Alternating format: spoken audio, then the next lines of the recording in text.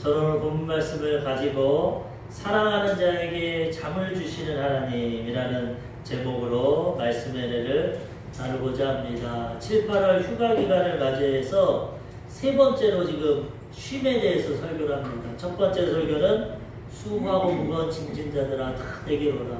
내가 너희를 쉬게 하리라. 내 짐은 가볍고 쉽다. 주님 앞에 나아가 모든 것 맡기면 우리는 주님의 도우심을 받을 수 있고 쉼을 얻을 수 있는 인생을 살아갈 수 있다고 말씀 전해드렸습니다. 두 번째 설교는 엘리야의 우울증.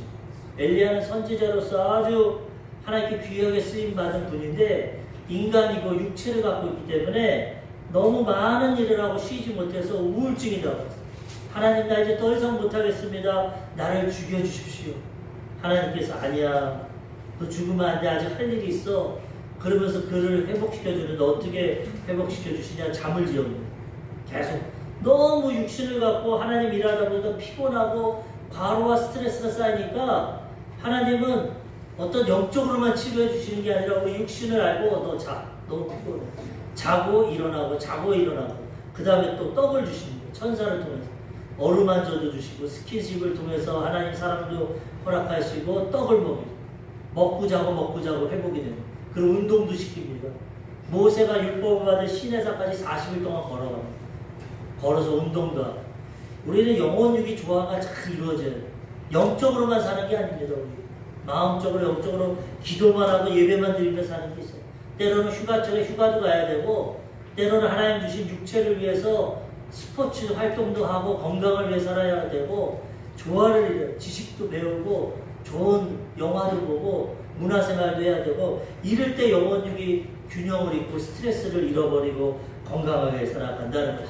오늘은 세 번째로 하나님이 우리 육체, 우리 몸이 있기 때문에 이것이 필요합니다. 영적인 하나님은 영이신 분인데 졸지도 않고 주무시지도 않고 피곤하지도 않아요. 영적으로 피곤하죠.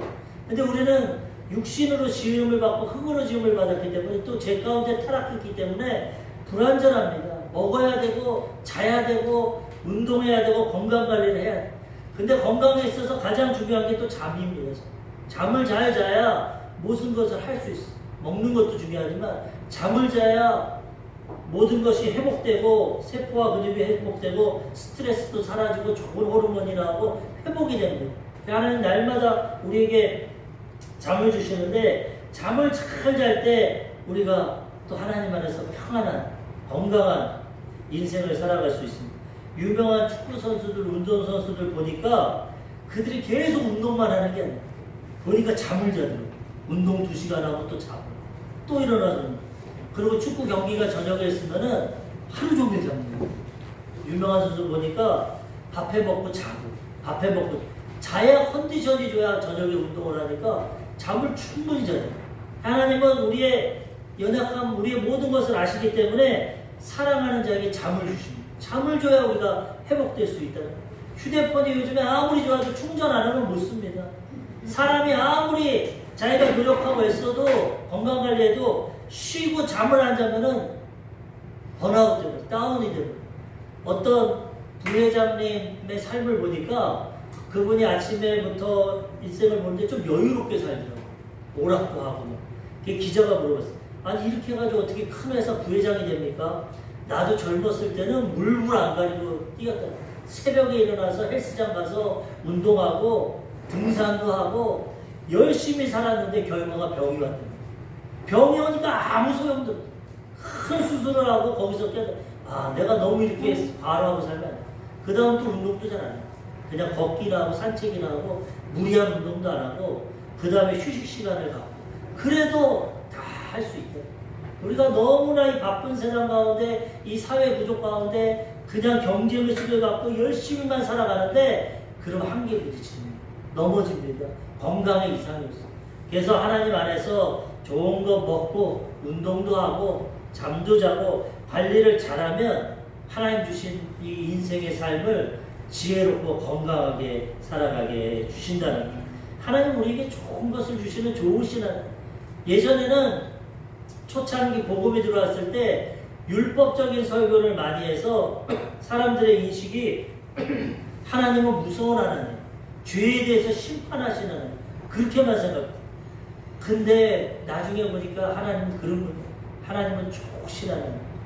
우리 육신의 부모님들이 가장 큰 사랑으로 자녀를 사랑하는데 그것보다 더 큰 사랑으로 우리를 사랑하시는 하나님. 좋으신 하나님. 우리에게 좋은 것을 주시는 하나님. 창세기 보면은 엿새 동안 지을 때 우리를 위해 지으셨는데 뭐라 보시기에 좋았더라. 좋은 것을 우리에게 주시는. 왜 우리에게 때로는 징계와 채찍을 주시냐? 우리가 잘못되니.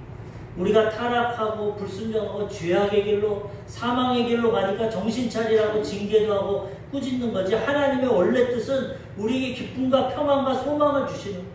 부모님들이 자식이 순종하고 잘하면 잔소리할 필요가 없어. 왜 잔소리하고 왜 안 좋은 말 합니까? 잘하는데 격려해주고 칭찬해주고 사랑해주고. 근데 막 반항하고 왜 가출하고 나쁜 친구들, 그러니까 훈계하는 거예요. 하나님의 본 뜻은 좋은 것을 주시는, 사랑의 메시지를 주시는 거예요. 예레미야 29장 11절에 보면 하나님 이렇게 말씀하십니다. 여호와의 말씀이니라. 너희를 향한 나의 생각은 내가 하나니 평안이요 재앙이 아니라 너희에게 미래와 희망을 주는 것이니라.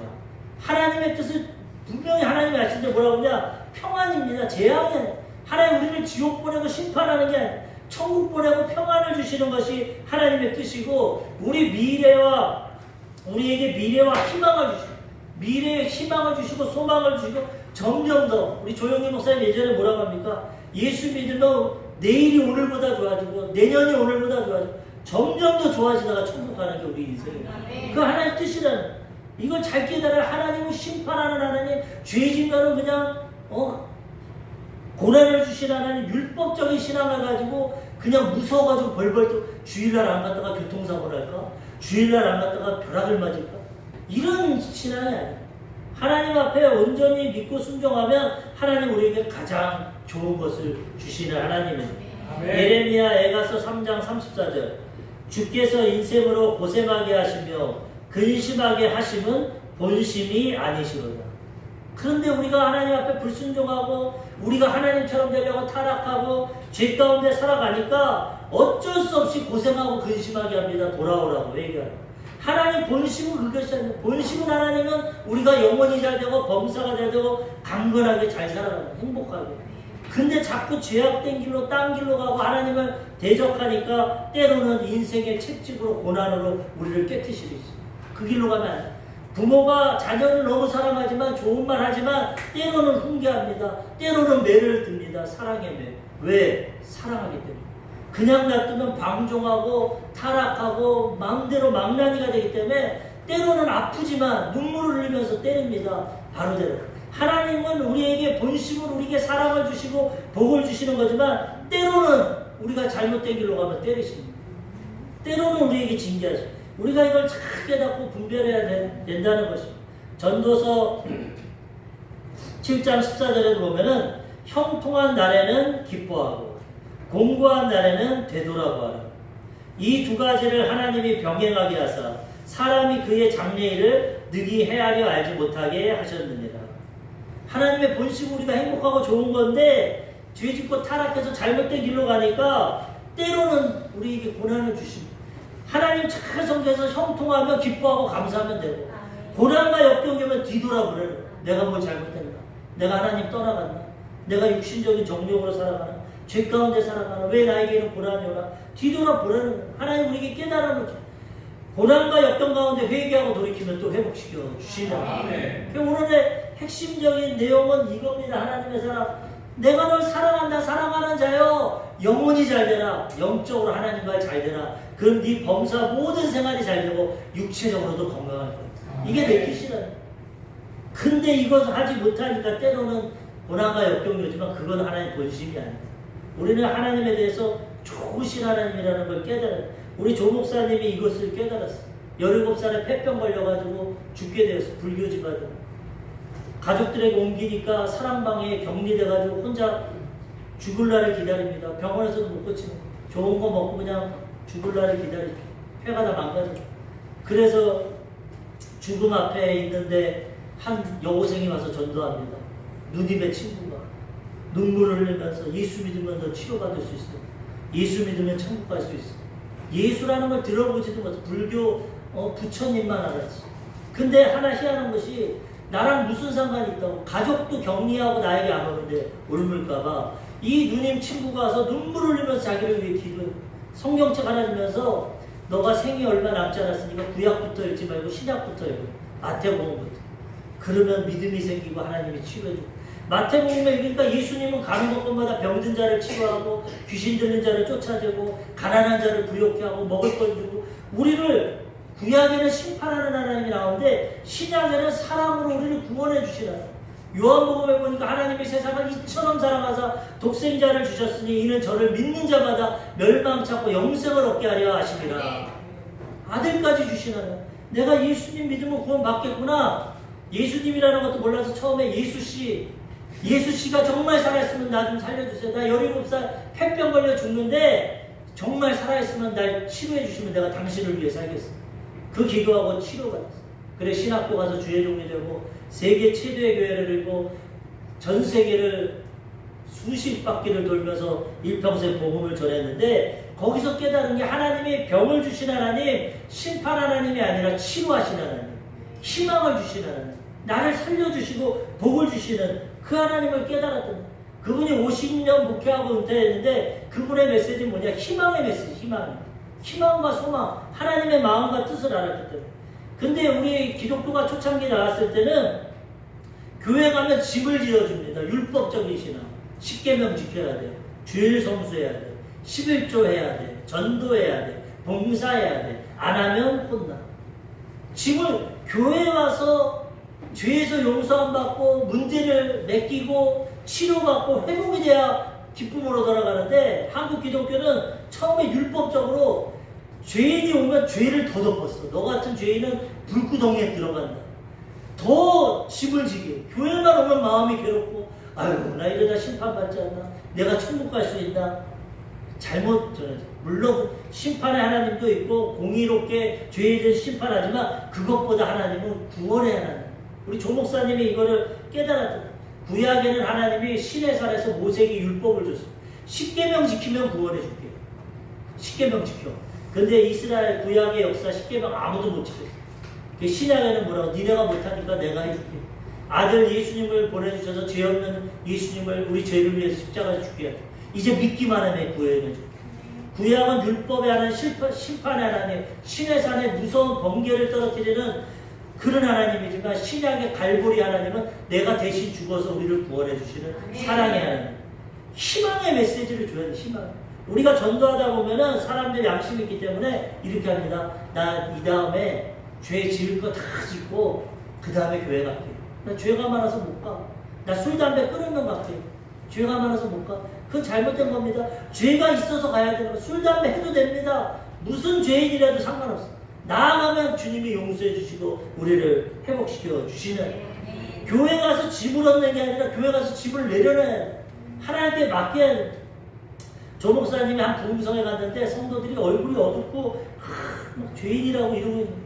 그래서 희망의 메시지를 우리는 이제 죄인이 아닙니다. 예수님 안에서 의인이 됐습니다. 하나님 우리에게 복을 주십니다. 예수 믿으면 기쁨이 충만합니다.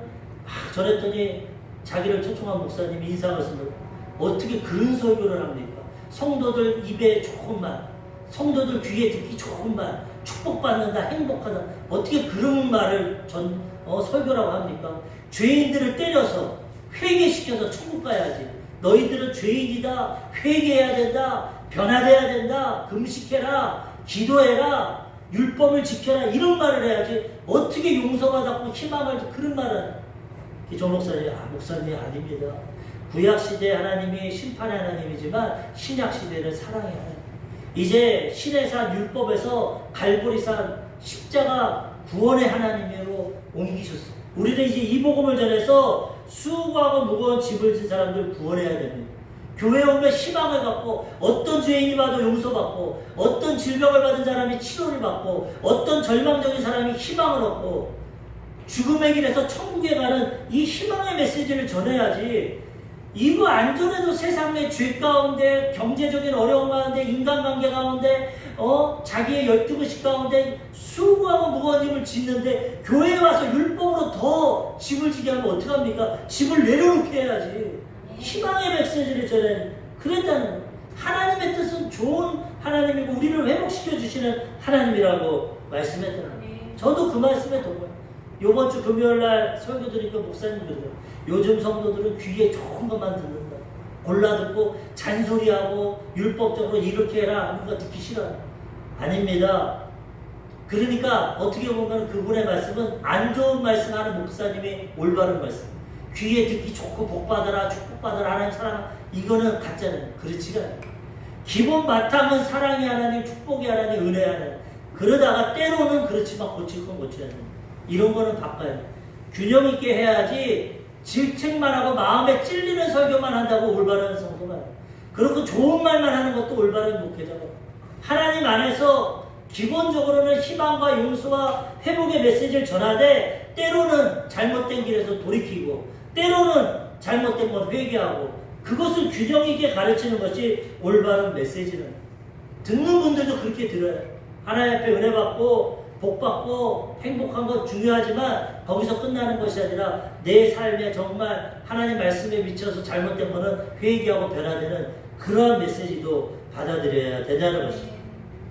우리 조영기 목사님이 대학 청년부 목사님이 한 번은 목사님에게 왔어요. 목사님 결제 좀 해주십시오. 뭘 결제해 줄까? 아주 제가 좋은 아이디어를 가져왔습니다. 뭐냐? 우리 청년 대학부가 많은데 이 청년들과 대학생들 모아가지고 순결 서약식을 하겠습니다. 요즘에 그게 유행입니다. 순결 서약식을 해가지고 하나님 앞에 결혼하기 전에 순결을 지킬 수 있도록 이 맹세를 하는 그걸 하겠습니다. 저도 맨 처음에 그걸 들을 때 그래 하나님 안에서 하나님이 가정 안에서만 성적인 관계를 이루라고 했으니까 올바르겠다 생각했는데 우리 조 목사님 생각이 틀리더라고요. 그분한테 너 왜 그런 걸 하냐? 나이 차이도 많고 담임 목사니까 후배 목사에게 합니다. 왜 이런 걸 해서 청년들에게 율법의 짐을 주냐? 만약에 언약식 이 순결 서약식을 했다가 못 지키면 평생 마음에 나는 서약식하고 못 지킨 죄인이다. 왜 율법의 짐을 주냐? 그런 순결 서약식 하지 말고 성령 대망회를 해라. 성령 충만하면 성령이 오셔서 거룩하게 살게 한다. 내 힘이 아닌 하나님의 능력으로 거룩하고 성결하게 사는 것이 하나님의 뜻이지 율법으로 청년들에게 짐을 져가지고 순결을 꼭 지켜야 된다. 그거 안 지키면 마음에 너도 못 지키면서 왜 남에게 율법을 주냐. 우리 목사님 이렇게 틀리잖아요. 그 맞는 말입니다. 기독교는 내가 애쓰고 고행하고 수행해서 의를 행하는 종교가 아닙니다. 내가 할 수 없는 것을 예수님이 십자가에 다 이루어주고 내가 할 수 없는 것을 성령 하나님을 내 안에 보내주셔서 성령의 도우심으로 거룩하고 성결하게 살아가게 되는 것입니다. 그래서 하나님께 감사하고 영광 돌리고 나 같은 죄인이 용서받고 나 같은 죄인이 하나님의 은혜로 이렇게 변화돼서 살아가니까 감사합니다. 이렇게 하나님께 영광 돌리지 바리새인들과 같이 율법의 종교가 되면 겉으로는 다 지켜. 겉으로는 내가 종교 생활하고 기도하고 금식하고 구제하고 다 하지만 교만한 마음이 들어. 내 노력으로 했기 때문에. 그래서 못하는 사람들 손가락질합니다. 바리새인들이 저 세리와 참기들은 천벌을 받아 죽어요. 내가 저런 죄인 안 되게 해주시려. 나는 의인입니다. 나는 주일날 일주일에 2번 금식하고 나는 최소의 11조까지 내고 나는 가난한 사람 도와주고 나는 의인입니다. 하나님 그런 기도 안 해요. 세리와 참기가 가슴을 찢고 난 죄인입니다. 나 용서해 주세요. 하나님 그런 자들의 기도를 들어주신다는 거예요. 기독교는 내가 하는 종교가 아닙니다. 하나님이 주시는 걸 믿음으로 받아들이고 순종하는 종교입니다. 우리는 이것을 잘 깨닫고 하나님은 우리에게 좋은 것을 주시고 은혜를 주신 하나님 이것을 깨닫고 그 하나님을 의지하며 살아가야 된다는 거예요. 타 종교는 다 내가 하는 거예요. 돌을 닦고 수행을 하고 뭘 하고 해서 경지에 이르러야 돼요. 근데 기독교는 겸손하게 난 할 수 없습니다. 난 죄인입니다. 예수님 도와주세요. 성령님 도와주세요. 하나님을 믿고 순종하고 의지하며 살아가는 거예요. 술, 담배도 그렇고 도박도 그렇고 못하는 거 못해요. 술, 담배 끊고 교회 나오는 게 아니라 술, 담배 하기 때문에 교회 나와요. 그럼 저절로 끊어지는 거예요. 왜? 술, 담배는 건강에 좋잖아요. 하나님 우리 살아가시는데 건강하게 살아가기 원하죠. 우리는 하나님 앞에 일어난 삶을 살아가야 된다는 것입니다. 첫 번째로 하나님을 의지하지 않고 사는 삶은 인생이 헛되다고 합니다. 인생의 수고가 헛되다고 합니다. 지금까지 얘기한 것처럼 하나님 안에서는 모든 것이 복이 되고 은혜되지만 하나님 없이 내 노력과 내 열심으로 살아간 사람은 헛되다고 말합니다. 왜? 내 노력에는 한계가 있어. 인간이 잘나도 한계가 있어. 넘어갈 수 없어. 인생이 내 뜻대로 다 안 됩니다. 다 실패하고 성공하고 다 그거를 경험하지 내가 계획대로 내 노력대로 다 되는 인생은 없어. 어느 정도는 됩니다. 노력하고 했으면 어느 정도는 되지만 한계가 있고 불완전한 게 인생이에요. 그래서 인생에 아무리 애쓰고 노력해도 한계가 있다는 거죠. 그래서 전능하신 하나님을 의지해요. 하나님은 전능하시고 완전하십니다. 하나님 불가능이 없어요. 그 하나님을 의지하면 하나님의 도우심을 받으면 우리 인생이 복되게 된다는 거죠. 인생을 살아갈 때 하나님의 은혜와 도우심을 받기 위해서는 하나님을 의지해야 된다. 다윗이 목동이었지만 하나님의 은혜로 이스라엘의 두 번째 왕이 됐어요. 왕이 되는 과정에 고난이 많았죠. 사울 첫 번째 왕이 다윗을 죽이려고 10몇 년 동안 도망다녔어요. 근데 그러면서 하나님을 의지했어요. 내가 할 수 없구나. 내가 젊었을 때 골리앗 쳐 죽여서 내가 싸움 잘하고 능력 있는 줄 알았는데 사울 왕이 날 죽이려고 하니까 나 아무것도 아니구나. 하나님만 의지하고 살았어요. 시편 121편 1절에서 4절에 보면은 고백합니다. 시편 기자가 내가 산을 향하여 눈을 들리라. 나의 도움이 어디서 올까? 나의 도움은 천지를 지으신 여호와에게서로다. 내가 인생 살아보니까 내 힘으로 안 된다는 거야. 천지를 지으시고 창조주 하나님, 그 하나님이 나를 도와주신다는 거야. 3절과 4절에도 보면 여호와께서 너를 실족하지 아니하게 하시며 너를 지키는 이가 졸지 아니하시리로다. 이스라엘을 지키시는 이는 졸지도 아니하시고 주무시지도 아니하시리로다. 우리는 자야 되는데 하나님은 안 주무시고 그래서 우리가 평안히 잘 수 있어. 하나님 지켜주십니다. 우리는 이 하나님을 의지하며 살아가야 된다는 것입니다. 오늘 본문도 시편 127편 1절에서 2절 오늘 본문에 보면은 여호와께서 집을 세우지 아니하시면 세우는 자의 수고가 헛되며 여호와께서 성을 지키지 아니하시면 파수꾼에 끼어있음이 헛되도다. 너희가 일찍이 일어나고 늦게 누우며 수고의 떡을 먹음이 헛되도다. 그러므로 여호와께서 그의 사랑하시는 자에게 잠을 주시는도다. 네. 여호와께서 집을 안 지어주시면은 우리가 세우는 자의 수고가 헛되다는 거죠. 하나님 없이 너희가 아무리 애쓰고 살아도 어느 정도 성공할지 모르지만 완전할 수 없고 그렇게 고생하다가 마지막에 내 죄악 가운데 심판의 길, 지옥의 길로 가는 거죠. 여호와께서 성을 지키지 않으시면 아무리 끼어서 지켜도 인간은 한계가 있다. 물론 내가 애쓰고 노력해야 됩니다. 그 가운데 하나님을 의지하면 하나님의 도우심이 임한다. 하나님 없이 아무리 했을 때도 헛된 인생이라는 거예요.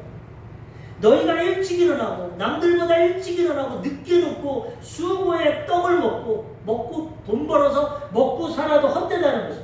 그러므로 여호와께서는 사랑하는 자에게 잠을 주신다. 그러므로 하나님을 의지하면 너무 내가 노력하고 애 안 써도 어느 정도 내가 애쓰고 노력하면 하나님의 도우심이 있어서 잠도 자고 여기서 잠은 평안과 안식을 말합니다. 안식을 누리며 살아가게 된다는 거예요. 그냥 성공하려고 돈 벌려고 건강도 돌보지 않고 인간관계 가족도 돌보지 않고 그냥 돈 버는데 미쳐서 아침부터 저녁까지 일주일 내내 다니는 사람들 어느 순간 가다가 다 넘어져요. 어느 순간 쓰러져요. 성공한 사람들이 후회하는 게 가족관계 후회하는 거예요. 내가 젊었을 때 돈만 벌고 내가 성공하려다가 가족을 돌보지 못해. 지금 출세하고 돈이 있지만 가족들이 다 떠나간다. 그런 사람들 많습니다. 우리 균형이 있어요. 너무 애쓰고 노력해서 하는 것 그거 하나님한테 올바르지 않아요. 하나님 안에서 내가 어느 정도 애쓰고 노력하지만 하나님의 도우심 가운데 살아가면 잠을 얻고 쉼을 얻고 하나님 주신 복을 누리며 살아가게 된다는 것입니다. 이사야 40장 28절에도 너는 알지 못하였느냐 듣지 못하였느냐 영원하신 하나님 여호와 땅끝까지 창조하신 이는 피곤하지 않으시며 곤비하지 않으시며 명철이 한이 없으시며 하나님 전능하시고 피곤하지 않고 곤비하지 않고 명철이 한이 없기 때문에 그 하나님을 의지하고 살라는 거예요. 그럼 내 한계를 뛰어넘어서 살아갈 수 있다.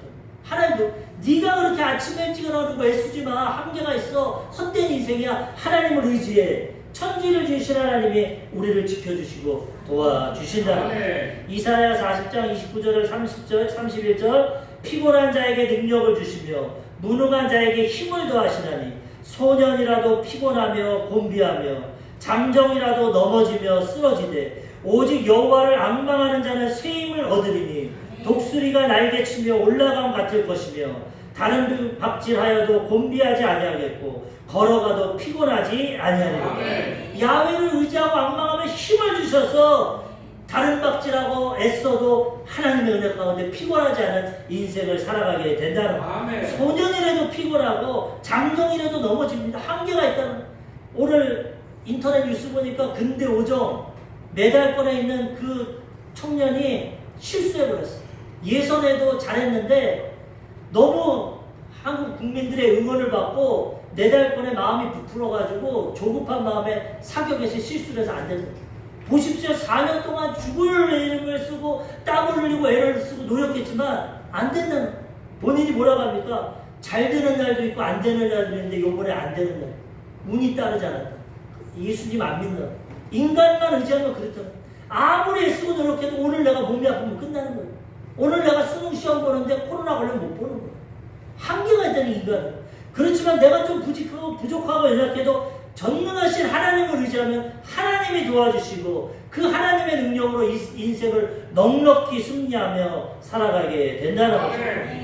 빌립보서 4장 13절 사도 바울이 고백합니다. 내게 능력 주시는 자 안에서 내가 모든 것을 할 수 있느니라. 내 힘이 아닌 하나님이 전능하시기 때문에 하나님의 능력을 받으면 난 모든 것을 할 수 있다. 우리는 부족해도 상관없습니다. 금수저 아니라도 상관없어요. 배운 거 많이 안 해도 상관없어요. 몸이 좀 건강이 연약해도 상관없어요. 전능하신 하나님 믿고 하지하면 하나님이 우리의 도움이 되어 주신다는 거죠.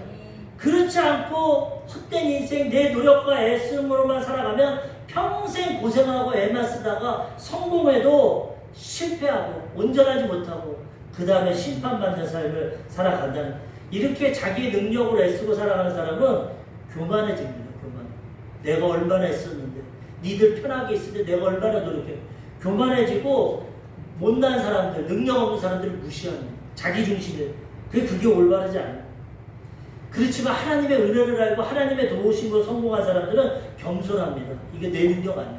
내 노력 아니야. 하나님의 은혜. 겸손해지고 그렇지 못한 사람들에게 더 도움을 주고 하나님의 은혜를 베푼다는 거예요. 우리가 알아야 될 것은 우리가 가진 지혜, 배경, 능력, 건강 다 하나님께로부터 왔다는 거예요. 우리 태어났을 때 내가 원해서 꿈꿔서 그 집에 태어난 거 아니고 이런 재능과 달란트를 가진 거 아니고 가족을 가지고 아무것도 아니고 하나님 다 주신 거예요. 이 시기에 이 대한민국의 어느 가정에 태어나게 한 거 하나님이 다 하셨어요.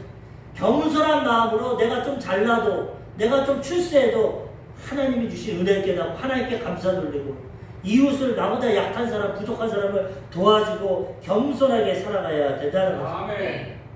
정의란 무엇인가? 마이클 샌델이라는 하버드 대학 교수가 뭐라고, 이 사람은 예수님 믿는지 안 믿는지 모르겠는데 신앙적인 얘기는 없습니다. 근데 이 공정하다는 착각 이런 책 정의란 무엇인가 책 썼는데 그 내용을 보면은 이분은 아주 능력이 탁월합니다. 27살에 하버드 대학 교수가 됐어요. 최연소. 그런데도 자기 능력을 자랑하지 않습니다. 뭐라고 하냐? 나는 운이 좋았다. 운이. 이게 하나님의 은혜인데 운이라고 표현해요. 나는 운이 좋아서 이렇게 된 거고 지혜를 얻고 지식을 얻었고 다른 사람은 운이 없어서 저렇게 살아가는데 겸손하게 살아가야 되고 이 세상은 공정하지 않다. 공정하다는 착각을 버리고 다 같이 공정하게 살도록 해야 된다. 능력주의 사회가 돼서 능력 있고 성공한 사람들은 내가 노력해서 성공했다. 자만해지고 오만해지고 성공하지 못한 사람은 내가 부족하고 노력을 못하고 내가 게을러서 그렇다. 낙심하고 좌절하고 이건 올바르지 않아. 사회가 공정하지 않기 때문에 성공하는 사람도 있고 실패하는 사람도 있잖아. 그 공정하지 않다는 걸 가지고 배려하고 성공한 사람들은 그렇지 못한 사람들 더 섬기고 그렇게 살아가야 된다는 거야. 착각해가지고 내가 내 능력으로 내 노력으로 했다. 예수 안 믿고 하나님에 대해서 말 안 하는 사람도 깨달은 사람은 이렇게 말하는 거야. 세상은 그렇습니다. 공정하지 않습니다. 뭔가 하나님을 모르는 사람은 운이라고 그러죠. 행운, 좋은 가정에서 좋은 지식을 가지고 좋은 배경을 가지고 성공할 수 있다. 그렇지만 그것이 내 능력만은 아니라는 걸 깨닫고 겸손하게 배려하며 살아가야 된다는 거예요. 우리도 하나님 받은 은혜 가운데 살아가면서 이웃을 섬기며 살아가야 되는 것입니다. 두 번째로 하나님은 하나님을 의지하는 자에게 안식을 주십니다. 아까도 잠을 말했지만 평안과 안식을 주십니다. 하나님 우리에게 참된 평안과 안식을 주기 원하십니다. 요한복음 14장 27절 예수님 말씀하십니다. 평안을 너희에게 끼치노니 곧 나의 평안을 너희에게 주노라. 내가 너희에게 주는 것은 세상이 주는 것과 같이 아니하니라. 너희는 마음에 근심하지 말고 두려워하지도 말라. 하나님 우리에게 이렇게 평안과 기쁨을 주기 원합니다. 하나님의 자녀들이 기쁘고 행복하게 살아가기 원합니다. 우리 이 하나님을 바라보고 하나님 주시는 평안과 안식을 누리며 살아가야 되는 거죠. 하나님을 의지하면 집도 세울 수 있고 보호함도 받을 수 있고 잠도 자고 쉼을 얻을 수 있고 하나님을 섬기고 의지하는 자에게 이러한 평안과 안식을 주신다는 것입니다. 오늘 시편 말씀 127편 2절 아까도 했지만 너희가 일찍 일어나고 늦게 누우며 수고의 떡을 먹으며 때도다. 그러므로 여호와께서 그의 사랑하시는 자에게 잠을 주시는도다. 잠과 평안과 하나님을 의지할 때 안식을 주신다는 거예요. 우리는 이 안식을 깨닫고 하나님 주시는 마음의 기쁨과 하나님을 의지해서 평안을 누리며 살아가야 되는 것입니다. 잠언서 17장 22절 마음의 즐거움은 양약이라도 심령의 근심은 뼈를 마르게 하느니라. 돈 많고 출세해도 마음이 괴롭고 힘들면 불안하면 참된 평안을 잠 못 자고 약 먹고 슈퍼스타들이 약 먹고 잡니다. 부귀와 인기를 얻었지만 마음이 불안합니다. 그렇지만 마음이 평안하면 가난하고 그냥 평범해도 행복하게 살아갈 수 있어요. 부잣집에는 사실 웃음소리가 별로 없어요. 경쟁하고 형제 간에도 별로 가난한 집에 웃음소리가 넘쳐요. 가진 것이 없고 다 내려놓고 화평을 누리기 때문에 그래서 마음의 평안과 기쁨이 가장 즐거운 겁니다. 잠언서 14장 30절 평온한 마음은 육신의 생명이나 시기는 뼈를 썩게 하느니라.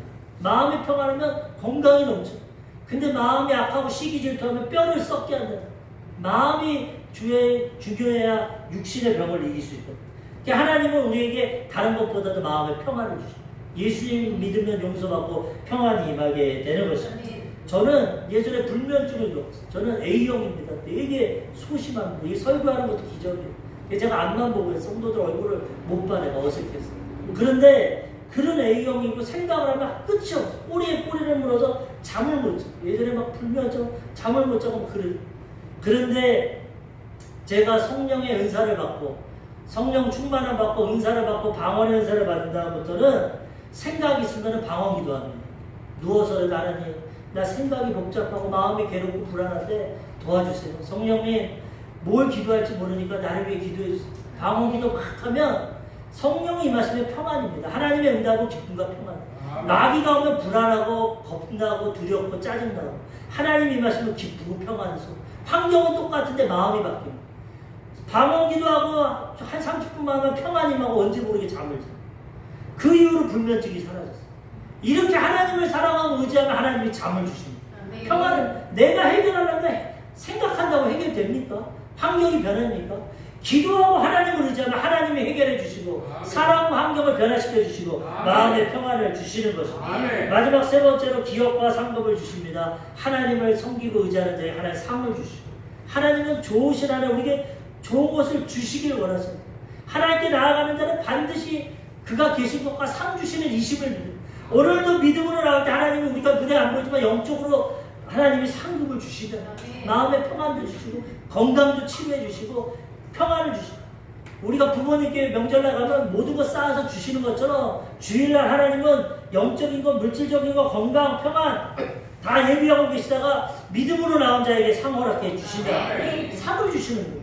마태복음 10장 42절 선지자의 이름으로 선지자를 영접하는 자는 선지자의 상을 받을 것이요 의인의 이름으로 의인을 영접하는 자는 의인의 상을 받을 것이요 또 누구든지 제자의 이름으로 이 작은 자 중 하나에게 냉수 한 그릇이라도 주는 자는 내가 진실로 너희에게 이르노니 그 사람이 결단코 상을 잃지 아니하리라.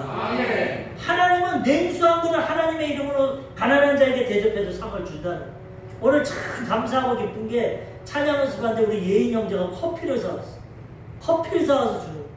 커피 한 잔 먹는 게 중요한 게 이제 그 마음이 야, 이 못난 목사 그래도 시원하게 먹으라고 또 라떼까지 주셨다. 내가 아메리카노 잘 안 먹는데 라떼로 구별해서 목사님 거예요. 얼마나 감사해. 내가 뭐 돈이라도 주고 싶어.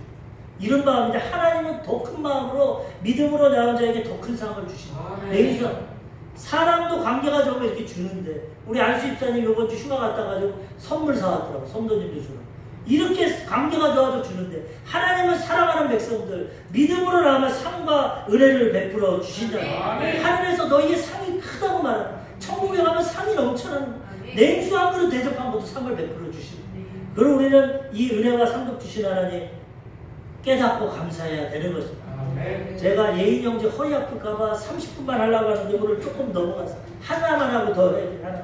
이게 뭐냐 오늘 보면 마지막 시편 127편 3절에서 4절 하나님이 잠을 주시고 그 다음에 뭐라고 합니까? 보라 자식들은 여호와의 기업이요 태의 열매는 그의 상급이로다. 젊은 자의 자식은 장사의 수중의 화살 같으니 이것이 그의 화살통에 가득한 자는 복되도다. 그들이 성문에서 그들의 원수와談판할 때 수치를 당하지 아니하리로다. 자식을 주셔서 상급과 기업을 주신다. 잠만 주시는 게 아니라 우리 일생에 필요한 거 자녀가 얼마나 귀하고 복됩니까? 자식은 우리 기업이고 태의 열매는 상급입니다. 젊은 예전에는 이 시족 사회이기 때문에 자녀가 많아야 능력이 있어. 전쟁에서도 있고. 근데 그 자녀의 복을 허락해 주신다는 이 상급을 하나님을 경외하는 자는 주시는. 근데 저는 안 주셨어요. 죄를 많이 져서 연약해서 아닙니다. 하나님은 저에게 다른 은혜를 주시고 자녀는 안 주셨어요. 그런데 하나님이 자녀가 없어도 다른 상급을 주신다. 하나님은 각자에게 달란트대로 주십니다. 달란트. 저는 결혼하고 아기가 없어서 병원 갔는데 우리 아내가 아무 이상은 없대요. 그런데 우리 아내가 좀 있다가 심장 판막 수술했어요. 일평생 약을 먹어서 임신할 수가 없어요. 그래서 하나님이 주의 일하라고 영적인 자녀를 많이 주시려고 자녀 안 주시는구나. 그렇게 믿음으로 생각해요. 나는 못나서 죄가 많아서 하나님 날 저주해서 자녀도 못 나는 그렇게 비참하게 살면 하나님 좋으신 분이고 필요에 따라 너는 자녀 없이 주의 일만 해라. 그렇게 주시는 거예요. 그렇게 하면 예전에 순복음교회 큰 교회 있을 때는 예배 전후로 성도들이 와서 기도를 받습니다. 그러면 가정, 자녀를 위해 기도하는데 자녀를 위한 기도를 제일 기뻐해요. 근데 자녀 없는 분들이 그 가운데 있어요. 그럼 제가 꼭 이 기도합니다. 하나님 육신의 자녀를 없죠. 영적인 자녀를 많이 주세요. 전도 많이 해서 하늘나라 가면 영적인 자녀를 그럼 기뻐요. 저도 마찬가지예요. 육신의 자녀의 기쁨은 없지만 영적인 자녀를 주셔서 믿음으로 구원하고 천국 백성 되고 그렇게 하나님께 쓰임받으면 되는 거죠. 자녀가 없어도 좋은 게 뭐냐, 예전에 있을 때 휴가를 2주씩 주는데 자녀가 없으니까 해외여행 마음대로 다녔어. 둘이서 전 세계 막 하와이도 다니고 막 다녔어. 자녀도 없고 둘이서 우리 친구 사이하고 놀러 다니자. 하나를 얻으면 하나를 잃는 겁니다. 인생은 하나님이 주신 거 감사하고 없는 것은 또 다른 걸로 감사하면 돼요. 아브라함이 자녀 없을 때 하나님 뭐라고 그랬냐? 창세기 15장 1절 2절 이후에 여호와의 말씀이 한 상 중에 아브라함에게 임하여 이르시되 아브라함아 두려워하지 말라. 나는 내 방패요 너의 지극히 큰 상급이니이다. 너 자식 없어도 두려워하지 마. 내가 네 상급이야. 내가 네 축복이야. 그 다음에 보십시오. 아브라함이 뭐라고 합니까? 아브라함이 이르되 주 여호와여 무엇을 내게 주시려 하나이까? 나는 자식이 없사오니 나의 상속자는 이 다메섹 사람 엘리에셀이. 난 자식도 없어요. 별 볼 일 없어요. 하나님은 아니야. 내가 네 상급이야. 자녀 없어도 내가 줄게. 물론 나중에 이삭의 자녀를 주셨지만 하나님은 다른 사람이 없는 것 또 나에게 주시는 것 주시는 거예요. 그래서 우리가 있는 것은 감사하고 없는 것은 또 감사하면 다른 걸로 주시는 거예요. 어쨌든 하나님은 우리에게 공평하게 우리의 필요에 맞게 상급을 허락해 주신다. 우리 이것을 깨닫고 그 하나님을 의지하며 살아가야 되는 것입니다. 하나님을 의지할 때 우리 인생의 집이 잘 지어집니다. 우리의 삶이 하나님의 보호하심을 받습니다. 하나님 안에서 잠을 자고 쉼을 얻으며 살아갑니다. 하나님 주시는 상급을 받으며 살아가는 우리 성도님이 이러한 복된 인생길 살아가시기를 주님의 이름으로 축원합니다. 아멘. 기도하